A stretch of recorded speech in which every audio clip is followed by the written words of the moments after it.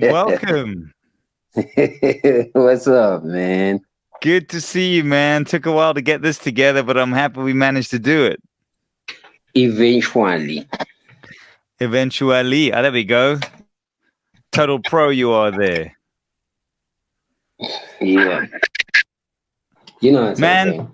thanks for coming. Okay, let's get stuck in, shall we? So let me tell you what you got there, right? Yeah. This is a very nice Highland Scotch whiskey called anCnoc. Okay. Because the first 3 letters took me straight to the government. So, yeah, I see. Hey, that's why I got it for you. It's anCnoc. Yeah, man. What up? Why did you choose the anCnoc though? What are you trying? What are you trying to say, I didn't Joseph? think about that, but now that we've done that, we've found that I'm happy about that. Should we give it a go? Whatever. Open that up, my brother. Yeah. So I've actually had this one before. It's a nice one. You've had it. That's it. Yes, but I'm gonna drink it with you right now as well. Wow. This is something else. Yeah, this is real. This is the good stuff. Uh-huh. Okay. I'm still trying to open. Okay, I see how to open this. Yeah, then you gotta make that sound. Okay. The amateur that I am. No, I also struggled. I struggled with this one as well. Oh, I love this podcast, just drinking whiskey with nice people. You know what I'm saying? All right, so how do you like your whiskey? Just neat like that, or you're gonna put some ice in, or Neat. neat? Neat. You want to taste it? Neat, yeah. Well, Okay. Jovi, over this next 58 minutes, we'll see how we can do. Make this bottle a bit emptier. What do you think?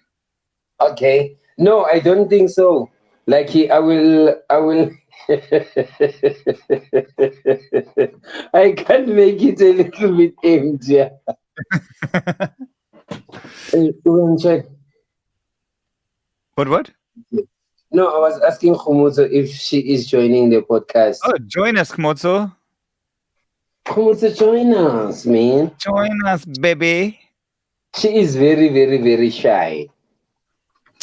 And that's the beauty of one of these. She won't be so shy no more. Hello. Cheers, guys.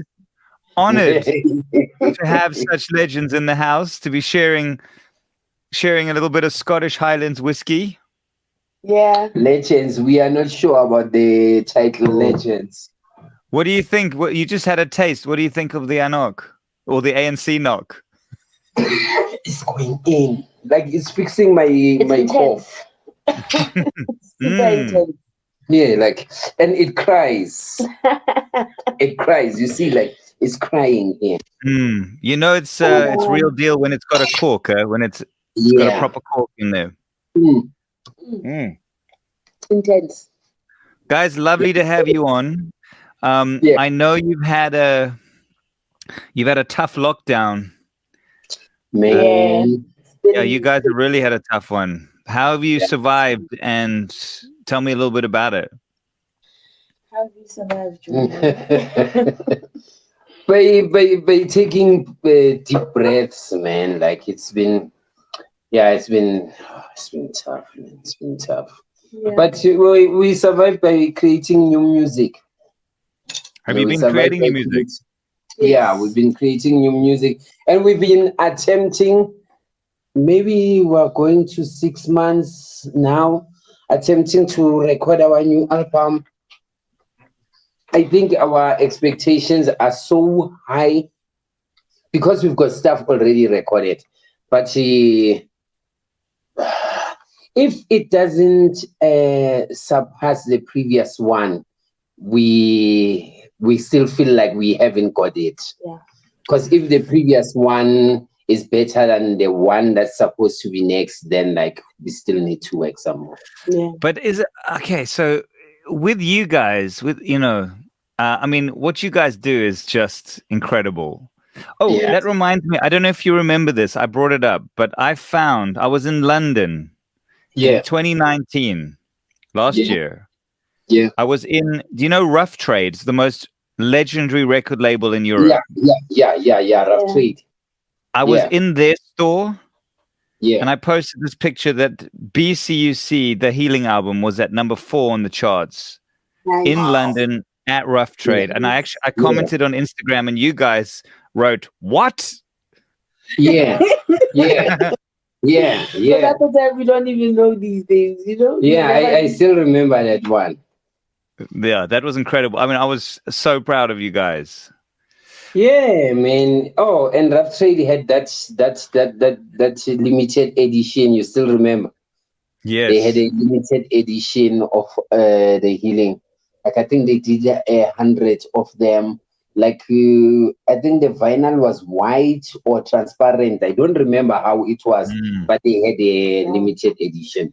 Well, sounds like fun. When you guys are making, you don't know about. We're just charting in London. We don't know about these things. When you guys say you have to make a better album, I have to think about how to ask this question, because what you guys is so unique. Yeah. And because it's kind of, and you can correct me, I don't know. We've only kind of been in the same room maybe 2 or 3 times ever. So it feels like sort of such a mad combination of like poetry and rhythms and stuff. Yeah. And a lot of it is like, seems to be a sort of flow of consciousness. So when you say you have to write a better album, does that mean like more structure, or does it mean more free, or what does that mean? What are you striving for? This one, especially with the current things that we are working on, it's more structure.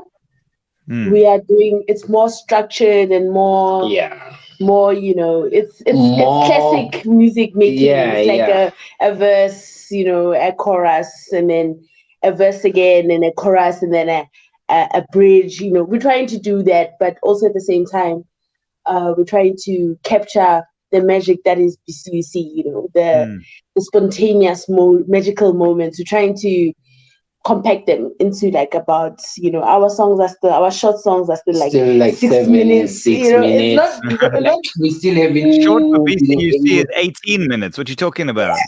Yeah, we are trying to make a 6 minutes song that still has all the juices and the flavors, and you know, like the whole ritual of BCUC. And I think now I just had that opera moment, that aha moment. I think I've just realized why we are struggling. It's because we are trying to make these songs that are supposed to be shorter, and we've never tried it to make an album like that. Yeah. So like we are entering the new rabbit hole. Yeah. And ever since we've entered this rabbit hole, we haven't found the sunlight, you know. Yeah, like, it's still a bit like it's deep, like the rabbit hole is deep, and it's a maze, and it's oh man. So, you know, but at the same time, sorry, Kgmotso, carry on. No, I'm just saying at the same time it is interesting, it's fun. It's just that it's not as easy as we thought it was coming into it. We were like, we can do this. We can do this. Why are you doing it? If it's so hard, is it because of the challenge? It's because the machine demands that we should have shorter songs. You know, everyone that BCUC, man. Dude, like I know, man. Like, and we're trying to make it. I'm slowly coming back to where you are, John, man. Like, I'm slowly coming back to where you are. But also, we can't just say like, we can't do it without even attempting it, you know. Yeah. But the more we attempt it, it's the more for me, like it's the more like I find it's becoming tedious. Like it's becoming it's becoming too mechanical. Like I just miss what our music can do and where it can go and how it surprises all of us, even us. whilst we are doing it, you know. But with these structured songs, like you should know from here it should go here, from here it should go here, from here it should go here, and in no time the song is over, and you're like, okay, cool. Like, I was just about to feel the song, or sometimes it's over before you even have felt the song. It's like, okay, over. You know, like it's strange, it's weird. It's really weird. Let me ask you a question. Do you have a producer? We used sometimes to. You know, the role of a good producer is not pressing the buttons. Yeah. It's getting you out of your headspace. It's like a director in a film. And I've always do you know the producer Rick Rubin? Not that. No, they know him though. He's an American. He's one of the greatest producers of all time, and some of the greatest albums ever, from Beastie Boys to everyone, has come through his Rick Rubin. And I'm always surprised because he has the most commercially biggest albums on the planet of all time. But what he does is he takes the band in and he tells them, go back to your roots, listen to the music you listened to when you were starting the band. Forget about everything you know. Fuck the radio, fuck them, and now go in the studio and play. And as soon as they start thinking, he says, guys, you get out. Just make music. And maybe something BCUC needs as a producer, just to get you out of your own heads. I mean, I don't know. Well, who am I I can suggest that? I'm just thinking out loud. I think also you are up to something, and I guess this is why we are even attempting to go this route. But also, like, the irony is that you are awakening something inside me that is a total opposite of what you are saying, because it's the first time we're trying to listen to everyone telling us, like, there's too many voices that are telling us, like, hey, you should do this, and your music, you know, like, everyone loves you, but like they don't listen to your albums, you know, like they love you on stage, blah blah blah blah blah. Okay, cool. All right. Well, that's a lie. I listen to your album, so fuck them, whoever said that. But they make it as a universal truth, you know, and like it becomes a concern, because like it becomes a consensus now. Like 2-3 people are saying the same thing, like, and we never intended to make it easy listen. Like, this is not easy listen. Like, you are not making fast food, you know, like, it's gourmet, it's acquired taste, you know, like, and once you discover the journey of the whole thing, that's when you're gonna love it. And this is how we always operated, you know. But now, because we're listening to all these voices and they're telling us what the machine wants, you know, but then, like, for us to even be here, it is because we were never part of the machine. You know what I'm saying? And now we have to be part of the machine, obviously, because of our dreams of grandeur.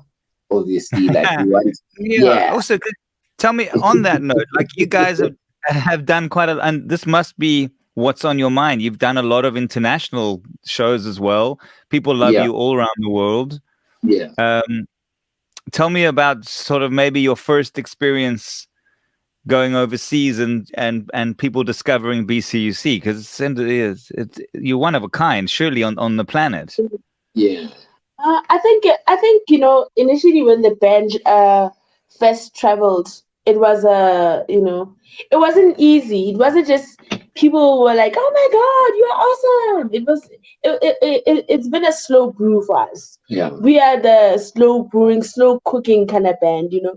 So even the first time we went to Europe, it was a slow brew, and then the second year it's still a slow brew. It's really by the third year we went there, like I think it was 2008 or 2009. Then it really felt like, okay, this is something special, and also, but it had more to do with our own identity and what we thought of ourselves. Because as we've been saying now, It's like sometimes when you get caught up in what people think of you, what people expect of you, what people say about you, then it's very easy to just not have focus on what you were meant to do and how you are meant to do it.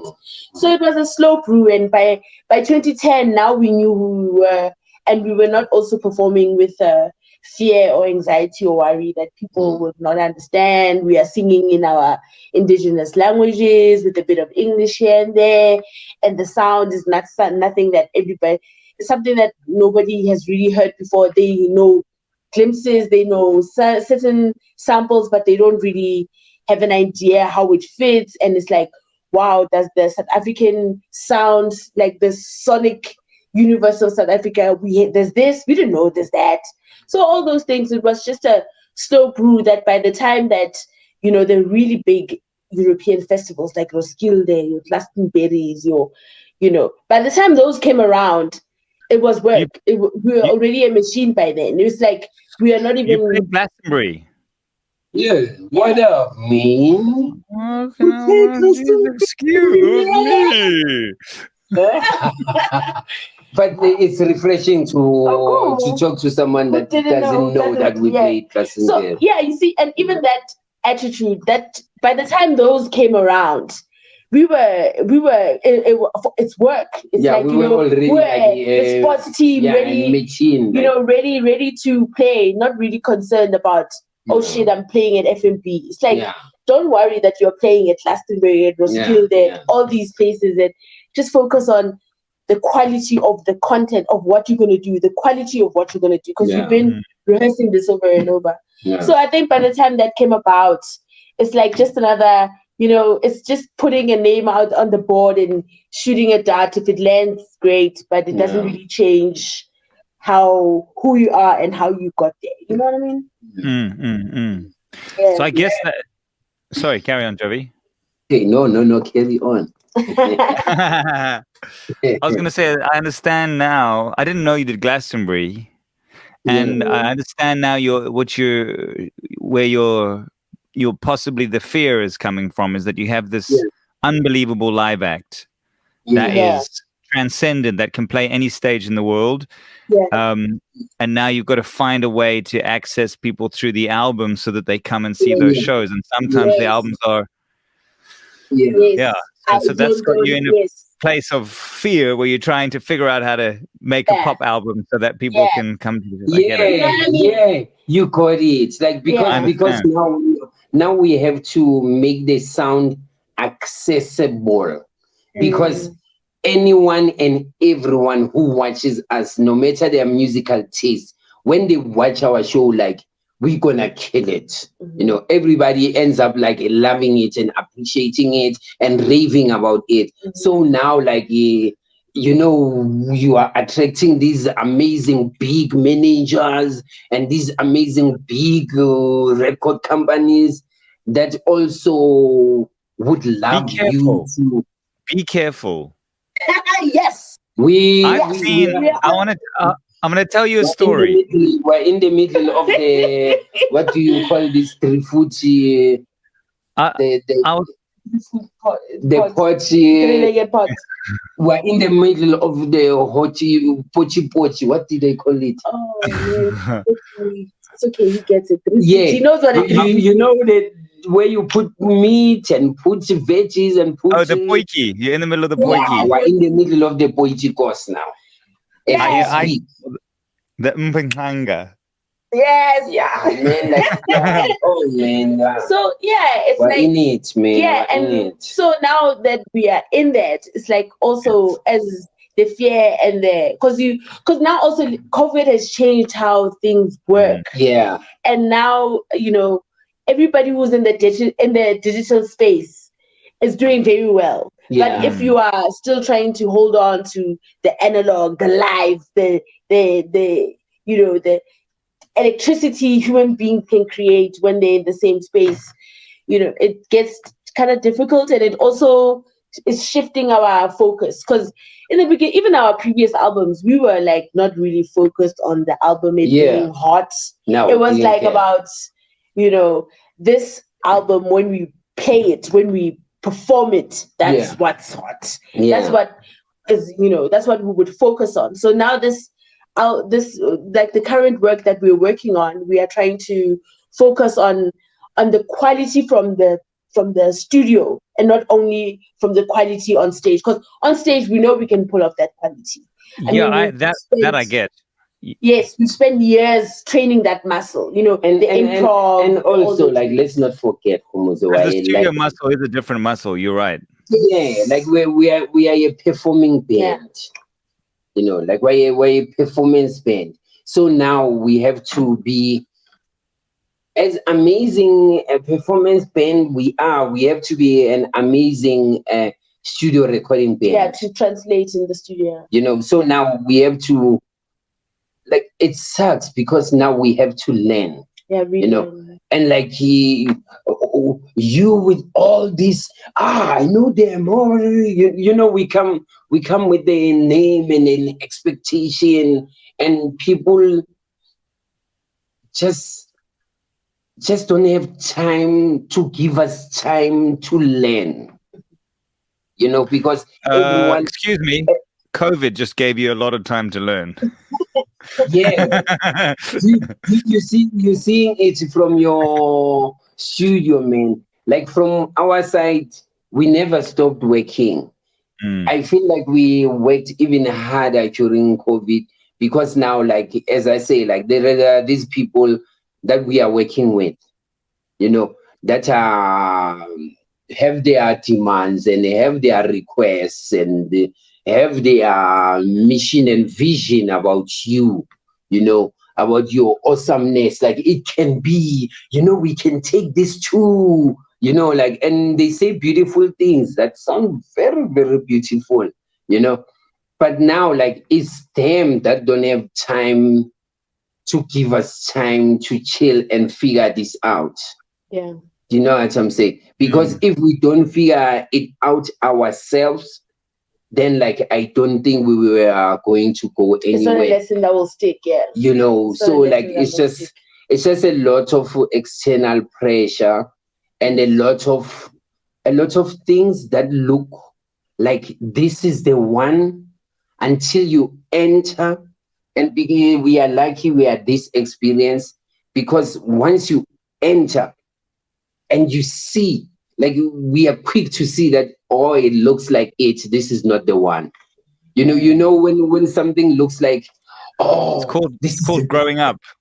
Yeah, I think that's what's happening, and recognizing that not all opportunity is good opportunity for you. Yeah. It is a good opportunity, but not necessarily for you. So also this COVID time, it's been reluctant, but it's been a self-discovery of, like, if the band was a human being, that person would be going through it right now. Yeah. So it's just that and recognizing that, and also not not getting high on your own supply, and also reminding ourselves that we are humans and we are changing and we are growing and we are adapting, and we are trying also to, and we are effective, we are vulnerable, and we've got doubts. Yes. Because after a couple of years, this thing is moving like a machine so much that you don't pay attention to the things that you don't deal with until you are faced with. Yeah. Okay, let's deal with this. You know what I mean? That's how a lot of bands lose their. Yeah, everything. So also for us to do it, but at the same time with this, because this ingrained belief that we are meant to be together, we are meant to work together. The work that we're doing has a bigger purpose than just rocking them out. It's more than just rock and roll. This is like a divine experience. It's a spiritual experience. So all those things. I mean, that's why it's also a life-changing opportunity for our families. Because also, life-changing experiences don't all equate to the money that I made this year.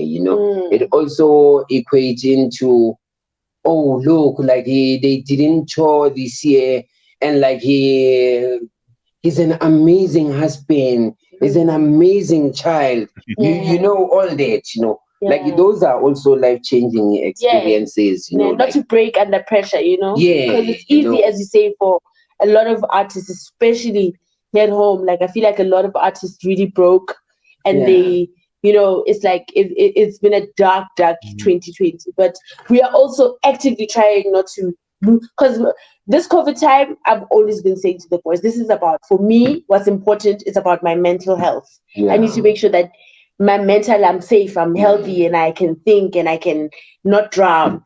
So I feel like as a band, it is encouraging, because we were together today and we were talking about it. Like, it is kind of nice that we didn't break. It was easy for us to break, and we didn't break, and we held on, and we held firm, and we even did unpopular decisions like not streaming is a lot. It was a anti-pop decision, and at first everyone was thinking and looking at us and saying like, you don't want to stream with us, you know. But and at that time, like we couldn't stream because we were not the ready. mental was not right, you know. We were not ready, and also like it's like you're saying to me like, okay, take vegetables and dude, like, I love meat, man. Like, I love meat. Like, I love life.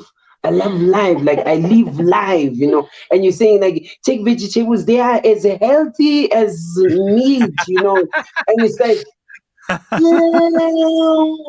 know, but still. You know what I'm saying? So, like, there was a shortage of meat, though. So you didn't really have a choice. Yes. But there was no shortage of anger and frustration of not getting meat. You know, like there was anger and frustration of not getting meat, you know, like and like we had to go through it. And we're quite a very emo band, you know, like wow, we wear our emotions on our sleeves, you know, like, and you don't want to see us. Like, we have to go through it. Like, it has to make us suffer. It has to make us question a lot of things, including ourselves, including the government, including the lack of what. You know what I'm saying? Until we arrive to the place where we say, like, okay, it's us against the world. Yeah. Let's do it. You know. But we are not naturally calm or not naturally wise and have solutions. We have to go through it first, so that after we go through it, then we can have solutions. Then we can spit some bits of wisdom. And put them in your music, obviously. Yes, obviously. Yeah, because the music content is very also, it's quite hopeful. It's more romantic than what usually BCUC does. And I don't mean like secular relationships. I just feel like it's just a romantic time where we are being hopeful and just throwing. So you're talking about our new music now with John? No, I'm just saying, I'm just saying what we've been through is matching up what we are doing. Okay, cool. We'll talk about those things. The guy is a journalist. You don't talk about those things. Did you just call me a journalist? Right, this call is over. Yes. No, but I'm just saying the music is coming all right, and we are in a better headspace, but we are also, the headspace is an important space for us to be in, and not to get caught up in, you know, the music sometimes it's not what you need to focus on now. It's just that the mental has to be right. So right now we're at the right space. We just... Okay, John, I think I've touched the nerve there, man. Like, was I wrong there, John? I'm pouring myself another whiskey. I'll be over it in 20 seconds. Don't worry. Come on. No, but I'm saying Kgmotso should watch him out, you know, like, because you know why I'm saying you should watch him out? Because I still don't know whether at the end of the day, what we have as our secret that we are trying to talk about, like, is he gonna end up being hit? No, but it's cool. But I don't think it will end up reaching the people's But ears. It's fine. But because we have a right to, we just spoke about it now. We have a right to change our minds. We have a right to be vulnerable. The album. Yeah, it's just that, you know, sonically where we are, our headspace is in a light, airy mood. We are we're vibing. We're having a good time. We're having a good time. We're having a good time. No, like this. What? anCnoc. anCnoc. It's good, right? It's sweet. It's good and it's sweet. They ran out of EFF knock, so I had to.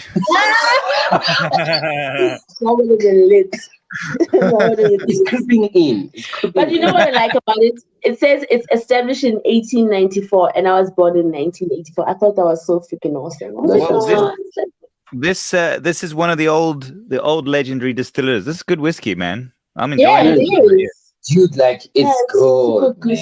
Super good. Yeah, it's good. You can hear the conversation. It's beginning to flow now. Did you? And this is a really random question. This is totally random, and I'm only remembering it now. I don't know if you remember this. 3 or 4 years ago, you did a radio show on my radio on the Eye. Yeah, in Cape Town. Yes. Yeah, we remember and that. We made a plan, but we never followed up with it. Did you have a shebeen at some point or a club? No, we have a food street, a street food spot here in Soweto. That's right. We were going to do a weekly show from your food spot. I think that was the idea. What happened? You guys never called me back. I don't know what happened. No, that's not true. I don't know. I still think it's a great idea. Got busy and stuff. I think we got busy. And then we you guys ended up. You guys ended up getting famous, and you didn't want to speak to the little. It was a trans-musical year.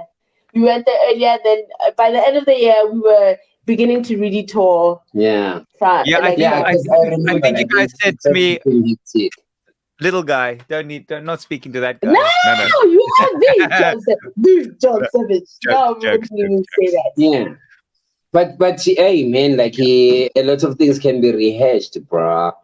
I'm thinking out loud now. Yeah, you know. Temptations. Bring them on. Mm-hmm. So do you still have that business, and how has that been affected? It was extremely bad during the first parts of the lockdown, when the cops and soldiers were kicking people and shit. So like we were really, really, really scared when cops and soldiers were kicking people. You know, they were kicking people. Remember, like when stage level 5, there was level 5 especially in townships. Like it was police real. presence and the military presence was very heavy. They were beating up people. Yeah. Lockdown because lockdown is so. This lockdown is different for everybody and where they're from. You know what I mean? Yeah. And for us here at home, especially for the township Soweto, we didn't get the worst of it, but it was really difficult. So the business was closed for a very long time, but now it's slowly getting back to normal business practices, and at the same time we are also, trying not to piss off the government. And not have a resurgence, especially have like a COVID case where we work like at that space. That would not be a good thing. Bad for business. So it's slowly getting there, but it's a slow process, and we are not really rushing it. We actually have an event tomorrow. Which is like gonna have 100 people, but it's just it's our first show in which is gonna be an informal situation. So that business is still going on. So because hopefully, we've been lucky in that there wasn't really much work done, but it didn't mean that the band died or that business died. It just meant slow running. Because the key was do not die. The key was not to die and just survive. Keep your head above water. So far so good. Do you mean don't die physically or don't die financially? Both, like financially and and not to lose the business, not to lose in our case, like not to lose the band, not to lose the business, not to lose wanting to do this and understanding that right now you are not making money, you're not having an income, but it doesn't mean that you should just give up and try and find something. Because everything is built around the band. So like if the band dies, a lot can die. So, and if the band has hope and the band has got a good outlook, everything has a good outlook. Isn't it stressful having such a big band? I mean, my band was 5, and the one thing I regret was that it was too big. Man, like for us it's 7, so I know it's almost as big as 5. But it's just stressful even if it was 2 people. I just find it is a very high pressure, high stress situation, and we cannot help it. But because when you're in a band, they talk about the music business. It's the music business. It's the music industry. That's how it works. But everything to all band members and all musicians and all artists is freaking 7 personal. opinions. Yes, and it's personal. It's personal. You're trying because we also have to remind ourselves, like, even if when we don't agree, it's not personal. I have to literally step back and be like, okay, I'm angry, but it's not personal. Let me not take it there. Because once you take it to the streets, it's very difficult to come back to the house. You just have to. So I think it's a high pressure, high stress situation. But you fight, but the makeup is better than the fight. I think for us we are lucky because we enjoy fighting. Like I enjoy fighting. I can deal with it. I just don't like it. Yeah, you can deal with it a lot. Yeah, but I don't like it. So in our eyes, you also enjoy fighting. Yeah, but also you're thinking, oh shit, I don't want to argue, so I'm just gonna stay away. I'm gonna stay home and not go and argue. But for us, we don't mind fighting. Like we don't mind fighting. We go through it. And we suspect that we signed up for this, there's gonna be fights in this, And because if there are no fights, then like I suspect a lot of things are going to be fake, And the fights are we've never had a fight where 7 people are fighting with 7 opinions.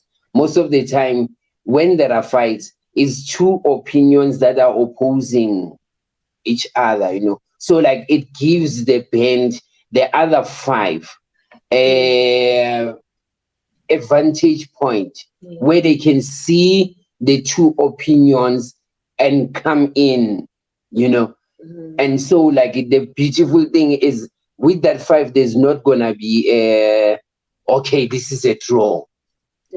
Like it's gonna be 3-2. There's always a deciding vote. So is that there's always a so deciding vote. You are democratic. Everyone gets a vote. There isn't someone who is the decision maker in the band. When a decision needs to get made, they'll make it. We are democratic, and we earn the same.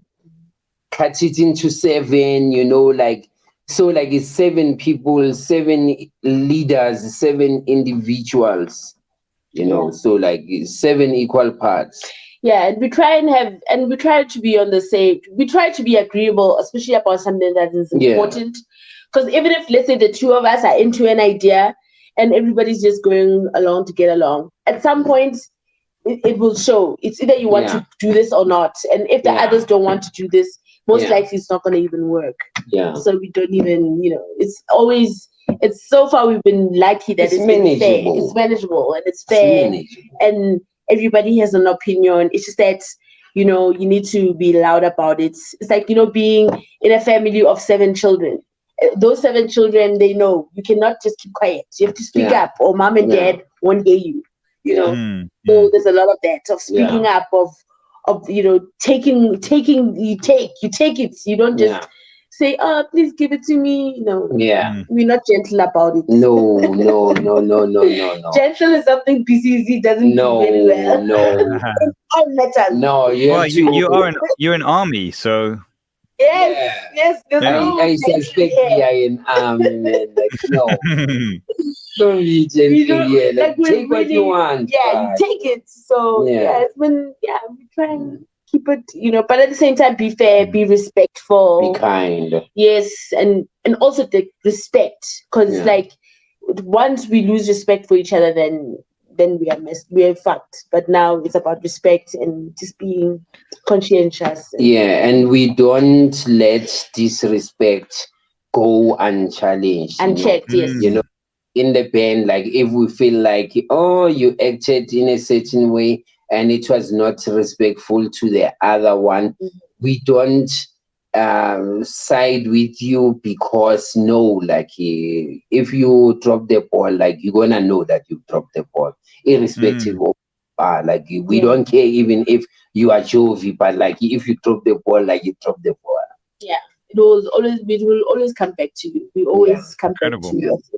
Yeah. What do you think?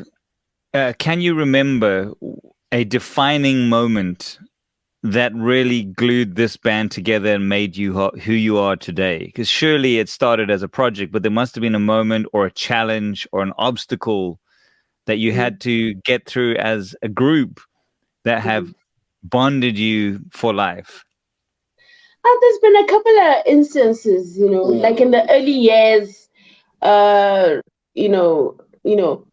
like a few years after, like a year or two after I joined the band, I remember the first one was before she joined. Yes, I think the most defining one was when she joined the band. Like it was because she changed the feeling of the band. It was just ultra testosterone, and like she came in with and you needed a deciding voter as well. 6 doesn't work. No. Initially the band was like 10 members, guys. 10 guys. Oh, yeah. At some point, like ridiculous. Like we were a movement before, like the band thing, like we were. Yeah, like it was the movement, art collective. It was an art collective, man. It was righteous, like it was the future, like. Yeah, at first it was a big idea, and then it became okay, like there can be quite a good band in this, Yeah, so the first, I would say, what really brought us together, one of the things was there was a time when a lot of the band members fell off. Only 4 remained, and all of us were vocalists. We were not really playing an instrument, so we were an a cappella band for a good 2 years. Yeah. So that was deciding, because we literally kept this BCUC name alive, Yeah. So we did that for a while, and then fortunately other members came back again. So that was a deciding moment. Another moment was in 2010, where we really, for the first time, stopped fighting the long songs. We had long, like 20-minute songs, and it was our thing, and it was so easy to do that. So that was also quite exciting. And also just traveling when changing the guitar to bass. Yes, was a moment. Yeah. Especially Tell me about that moment. Well, it started out. It started as a tragedy that became a blessing. It was necessary, because also our bass player is a former player. He used to play with us before. Before the guitar, there was a bass guitar. Yeah. So, we gave him a call and be like, hey, we're rehearsing. You want to come through? He's like, yeah, I'm not gigging. I'll come. He came the first few times. And then we had a gig at Smoking Dragon, and it was like, what? It was a good gig. Yeah. It was a very good gig. Yeah. So I think that was a moment where it's like, okay, let's do this. Because soon afterwards, like a year after the first rehearsal with the bass guitarist, it really took off. It really even not a year, man. Like a few months. Yeah, it really took off. Like, it was solid. It had a new a certain flavor to our sound that we didn't have. Also, because our sound then at the time was sounding very like what other people were doing. Yeah, it sounded very, very. You know how South African black bands sound. Yeah, it's a familiar sound. That South African black band sound. Yeah. That Matalagunenish sound. Oh yeah, okay. Now I know what you're talking about. Like what's the other one? The Cape Town band, Freshly Grounded. It was a lot of. It was just. It gets a little too much for me. Yeah. Like for us, it got a little too much because that's not what we didn't want to do. That it has a square that you can't escape. Like there's that square that you can't escape from. The square you're trying to get back into, by the way. Dude, like, okay, stop it, John. Stop it.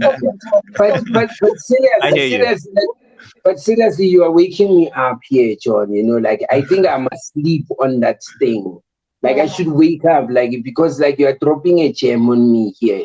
Like after this, listen to me, guys. Like, I'm awake, man. You know, so so by the time the bass Sebeti came back, it was a different, and also our attitude was different. You know, we were tired of just being, you know, these angry people. It was a different. We knew who we were. We were comfortable in our own skin, and we just did it, and it worked, and it just became more. The magic just really, you know, it. And how ironic is it that we needed the bass to be rock and roll, and usually, like you would think that it's the guitar that will make you rock and roll. Because I think in the past we would let the guitar do the rocking and rolling, and we would just be like, all you know, or they do up. Fancy the do up around it. Whereas the bass, it just with the bass we went up.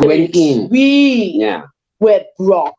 Not that the instruments were rock, because we were rock. We wanted it. You know, we didn't want the instruments to do the heavy lifting for us, which I think most of the time with the guitar, that's what we did. We let the guitar do the heavy lifting. So so there's those moments, and also traveling, and airlines missing your luggage and trying to perform a show with none of your instruments.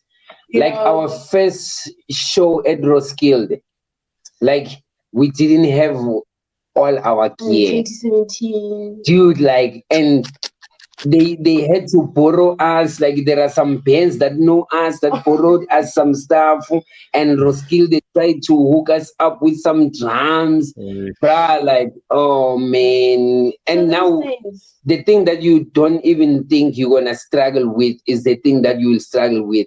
Now we can't find a cowbell. We can't find a cowbell in the whole festival. We're looking for a cowbell. But is the cowbell so important? Yes, it is. And they couldn't understand how a cowbell can be important. I'll tell you something, man. When I was in the band Cassette, when we were playing in Europe, we toured there a lot, right? The one thing about our band is that we had this like synth sound that all these like kind of strange synth sounds that were in all of our songs, and we had this little synth called a microkorg. I don't know if you know, it's like this big, it's small. Yeah. And I don't know where we were. I think we were like in Switzerland or somewhere, and we got very drunk and we lost that little keyboard. Oh, man. And we couldn't find, we searched and we searched and we searched. We couldn't find one. We eventually, this is actually quite a crazy story. We drove to Austria. We drove 2 countries over, like all day and all night to find that one keyboard and bring it back to the next gig, because we just couldn't hear ourselves without that one thing. Yes, that one thing. Don't worry, we have once drove for a nose flute. Oh, that's true. across countries. Yeah, from France to Switzerland, and then we're going again. We only got it in Belgium. Yeah, we had to go to Belgium to get a nose flute, and that nose flute is very important, especially in the song that was popping at that time. Like that song, like it's ridiculous, man. Like nose flute. Who would have thought? Who's gonna? Who's what? Who's gonna find a nose flute in Europe? And also here at home, being here at home where we like it really fell into place. It's just like, because here at home we really started being recognized and people talking about us when we've been doing it for years, and we thought like, okay, cool, this South Africa and BCUC is like oil and water, we will never mix. So that's a struggle, man. That's sad and a struggle. Yes, because I think as South Africans we take for granted how many South African artists are working and living and doing well in other countries, but here at home, nobody has a time of day for them. No, old story. Mm-hmm. It's so sad. It doesn't make any sense. Yeah, for me, it's not sad, and for me, it also makes sense. Like there is a South African in the country, or the South African in the country direction. Like I think South Africa is still caught up on the tastemakers. Like I can't believe it that we still have people that we call tastemakers. Yes. Like the people who will say who is hot. Yes, South Africa, we love our influencers. We love who's hot. No, but hold on a sec. I disagree. I mean, I hear you, but this is one of my biggest issues. Yeah. We don't take care of our legends, for example, like our greatest legends. Yes. Our Kaifas Semenyas, our Letimbulus, our Yvonne Chaka Chakas, our Tsepotsola. These guys are not we don't love our own cool shit. Like BCUC to me are like our Radiohead. Can you imagine the rest of the world not looking after that band in the same way we should be wearing you on our sleeve every day? Yeah, I think so. I agree with you in that regard, because I feel like it's sad that people, because as you say, if we don't look after it's like if you don't look after your elder, there's no way you have a chance of looking after the future generation. So, but you guys, you're putting us on the map, Yeah, but I really hope, because I feel like here's the problem. Mm-hmm. South Africa will only claim you once you crack it. Before that, you're nothing. So, we did that, and that's not that. I really I struggle to figure that out. It's why. I don't know, and I really now it's a thing. Maybe it's a pride. Maybe we have pride issues. No, but I also feel like when I talk about it in street slang, it's like we are on this better plus. We don't go. South Africans don't travel. We don't travel. We don't. I'm talking about successful people with the resources to travel and to discover these things. They don't do that. They don't do that. So it's a very small community. It's a very isolated community. There really isn't much expansion. We generally don't love like live music. Yeah, like we used to. Like it used to be a thing. No, I don't think it like we used to. We don't love live music like we supposed to. Like other countries like celebrate live music, It's a thing. Other countries like take pride in live music, Like here, like we take pride at numbers, how many streams, like we take pride at all of those, and those are important, We just have different priorities than the rest of the world, what I'm saying? And it's like, as I say, I feel like we don't travel. So also the people who are, stakeholders in the music industry also are not really are moving in a very small circle, not widening the net, and then there's not really an appreciation and a nurturing of niche groups, of things like you are not in the mainstream, but you are awesome. And when you travel to Europe, especially, it's like Europe is the land of the niche groups. It's like there's a lot of people doing these subgroups, and they are functioning and they're healthy and they're being supported. Whereas in this country, the support is mainly if you're gonna be on all the SAPC radios, you're gonna be on all these DSTV and SAPC channels, and so I feel like we still have a long way to go. And I feel like the stakeholders are. If the stakeholders are not really expanding, there's not really much.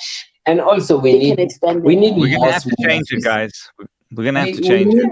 We need more smaller festivals. We need more. Yeah, we need more little gigs. We need more. What's that one? Endless days. Like nights. We need more of those. We need drum. Yeah, than more rocking the daisies and more opie copies, like those big ones. Like it becomes hard for them because like they need to cater for everybody. Yeah, they need to cater for a lot of people.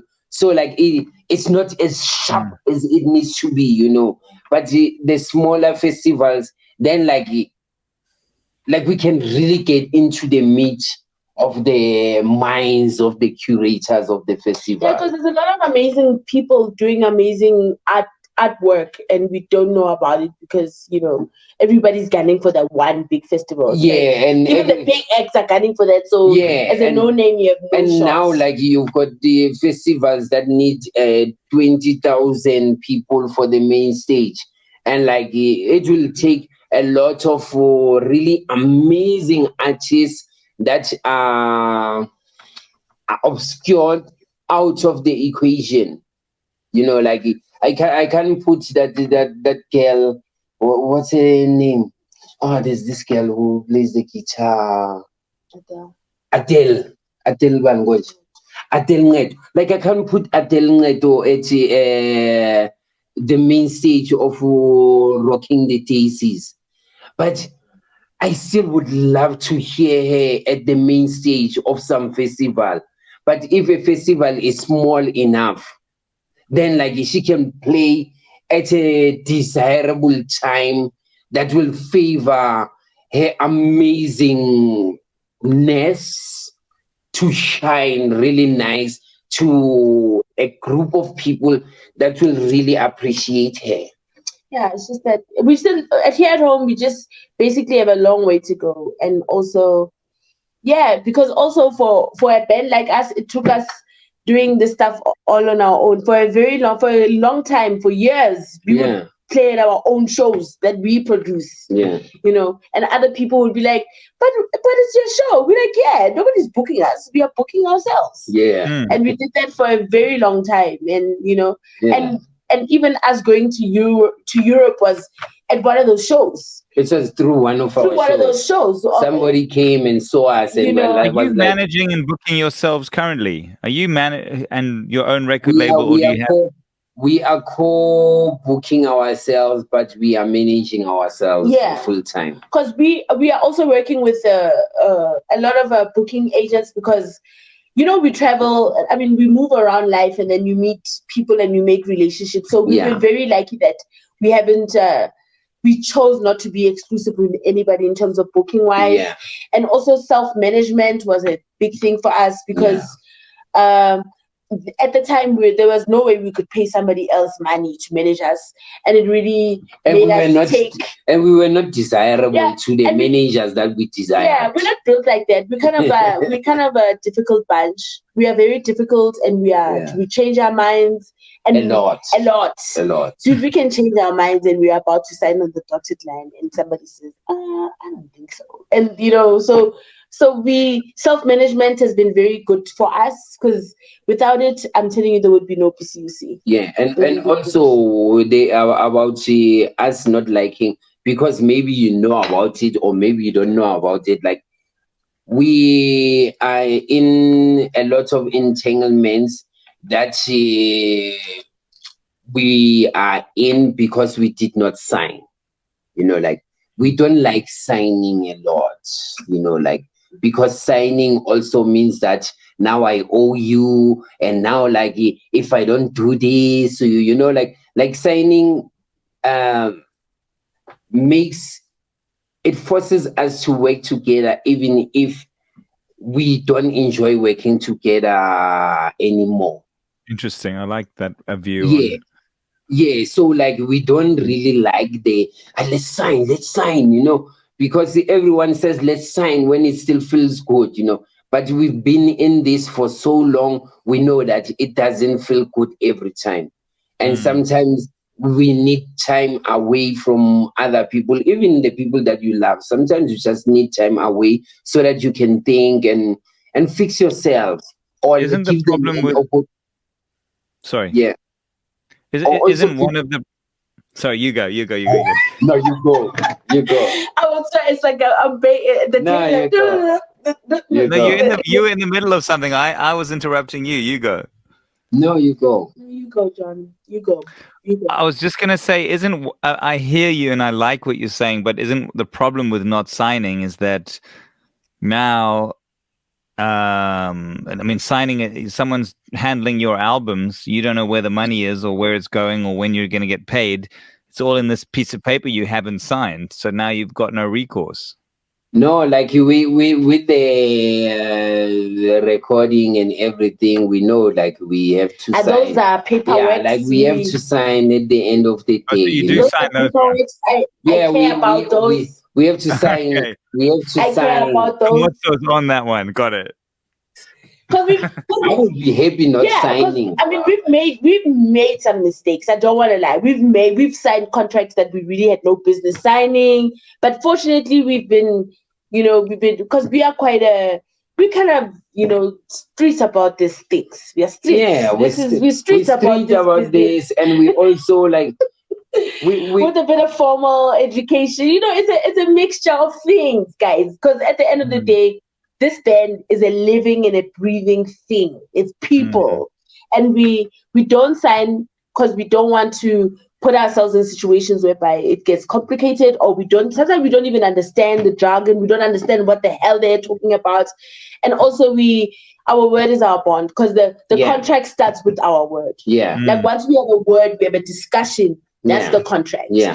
And once that's messed up, the paper it ain't shit. The paper is nothing. For me personally, like I believe more in the weight than what's written. Like I believe more in the weight than what's written. And if you break your weight, I know it's counter popular, it's right, but I can stand for it. I agree. The problem is that the problem is that you're talking from a point of principle, and I love what you're saying. Yeah. The worst, I've had my life turned upside down, inside out.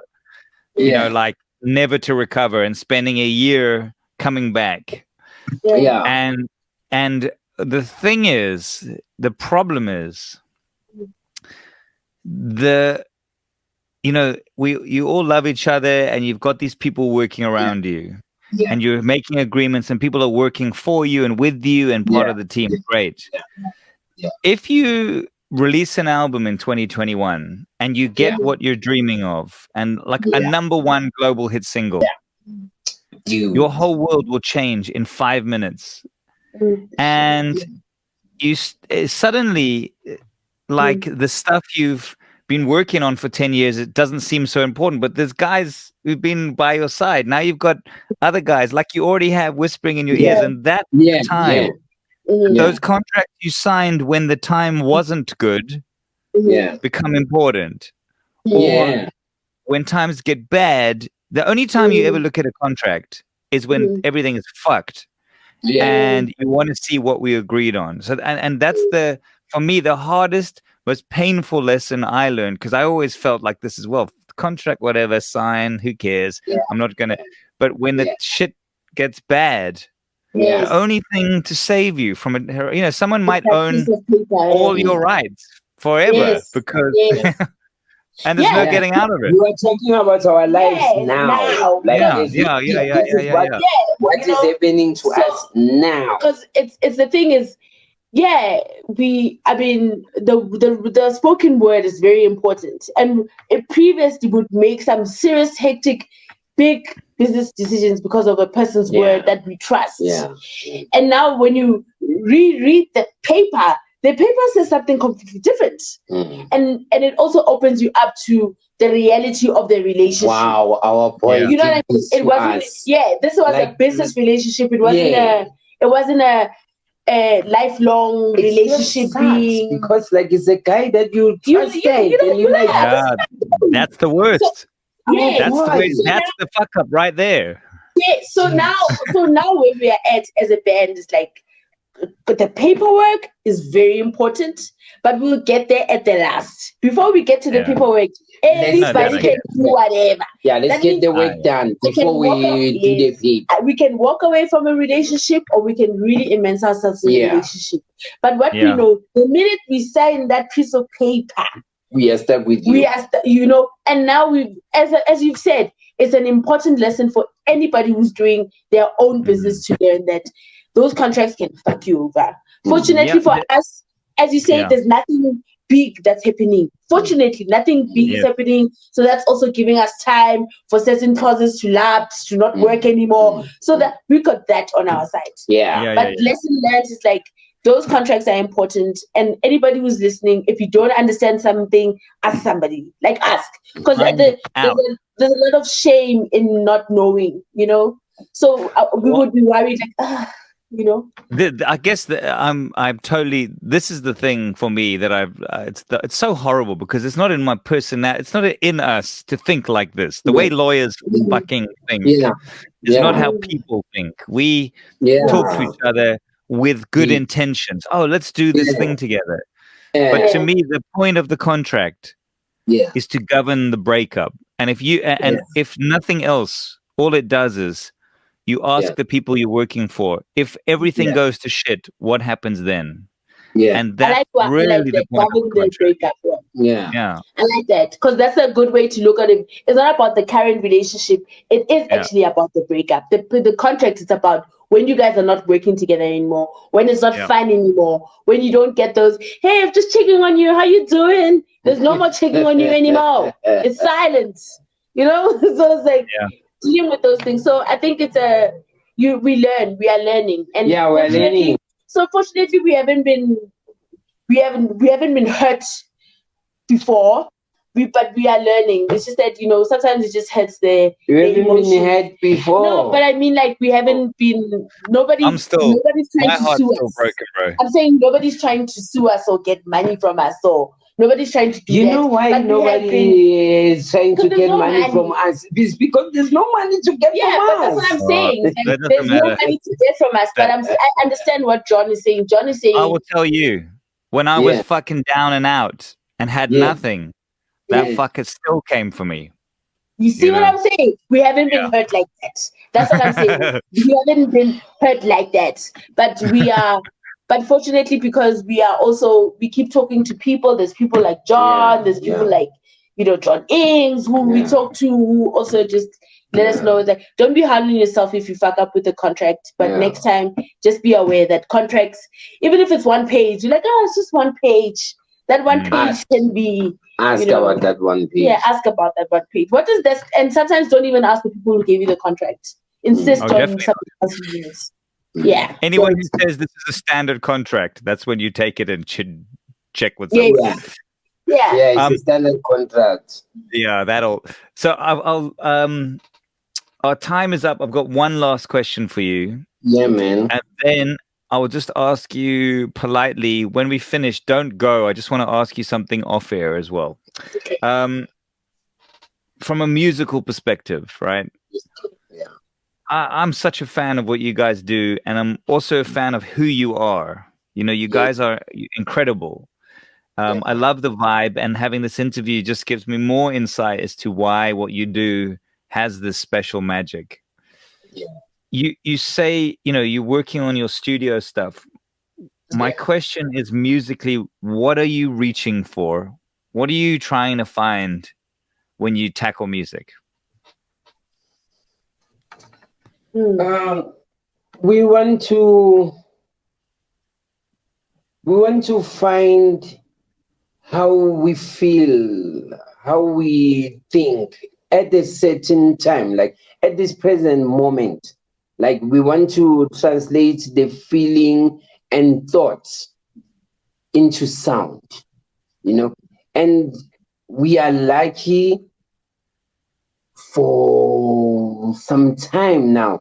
We know how to make music that can even say what we didn't even say, like, because sometimes not everything you need to say.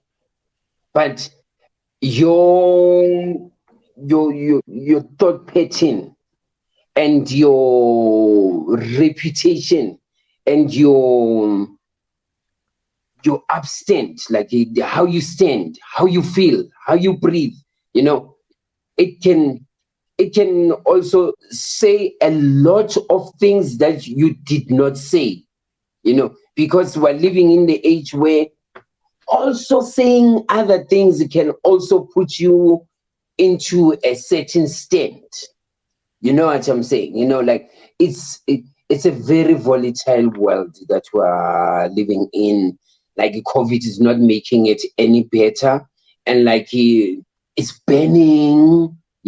So like we are trying to get into the place where we can still stand as men and women, but also have a soothing touch. Have a soothing touch and have a hopeful touch. Like it should be hopeful always. Like it doesn't mean that we don't see, but it should keep on giving hope. Keep on giving hope. We're trying to reach for that. Yeah. Because also it's about it's about healing, man. Because we want to feel better. The world is hard on everybody. It's even hard for those who are creating that art to make other people to feel okay.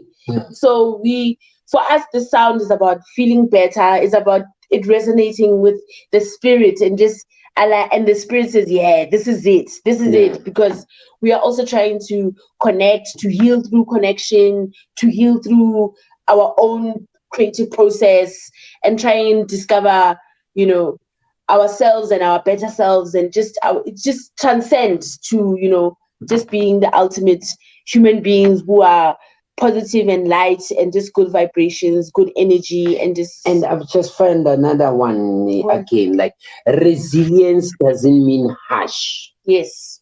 Like what we're trying to say with our music, like be resilient, be resolute, but it doesn't mean like you have to be harsh. Yeah. It doesn't mean that you have to be the strongest or the toughest, or like feel, go through it. Go through it, yeah. Go through Stay it. still. It's that thing that Black Thought was saying. You have to go through it to see it. Like you have to go through it so that you can see it. Like we're trying to do that. I feel like you're gonna break into song now, guys. I'm hoping so. Anyway. Don't get us started. It's Friday. Don't get us.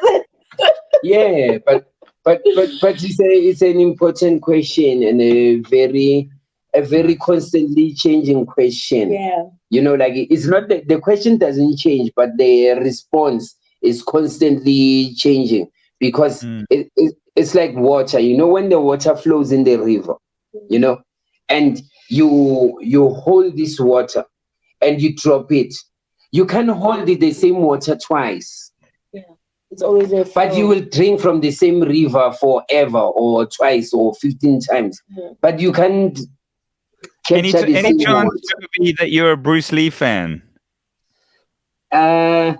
I don't know him that much, but like what I know about him, I like a lot.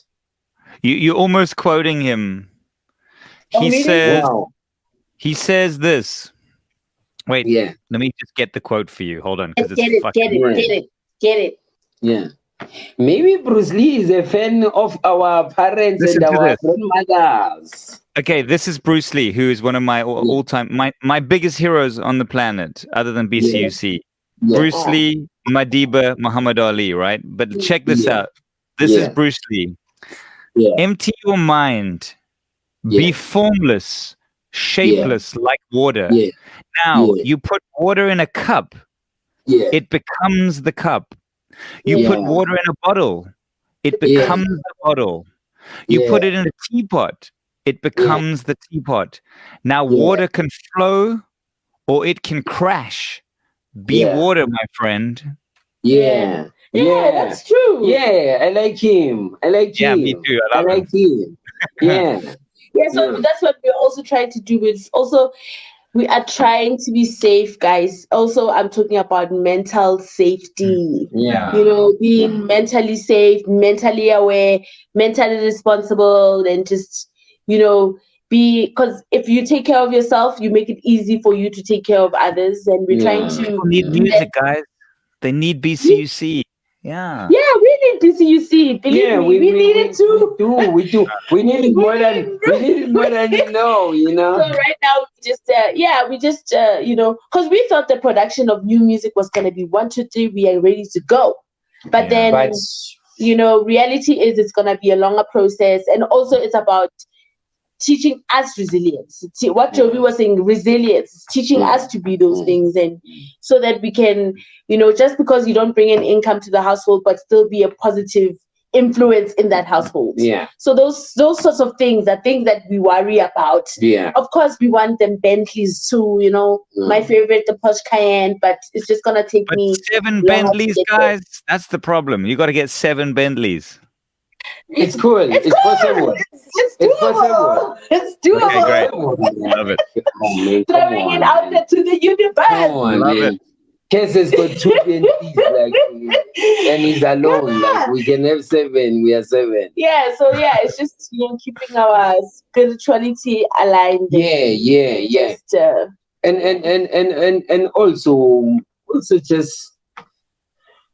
just chilling. Yeah, just chill, just dream, just live, like take good care of your skin, like don't be so hard on yourself, forgive yourself. You know what I'm saying, kind to yourself, and do the yeah, all those things, guys, because we are also simple people, and we have simple solutions, and the simple acts that we do in our lives are the ones that make it easier for us to live our daily lives and have productive lives and positive lives. So that's basically, even our music, that's what it's about. It's about simplicity and just making you feel good with the bare minimum, and just, positivity. It's love, my sister. It's love, John. It's love. Jovi. It's love, John. Guys, cheers to you. I just want to say, Kgmotso, Jovi, it's been my honor having you on What's Your Poison, and sharing this bottle of anCnoc with you.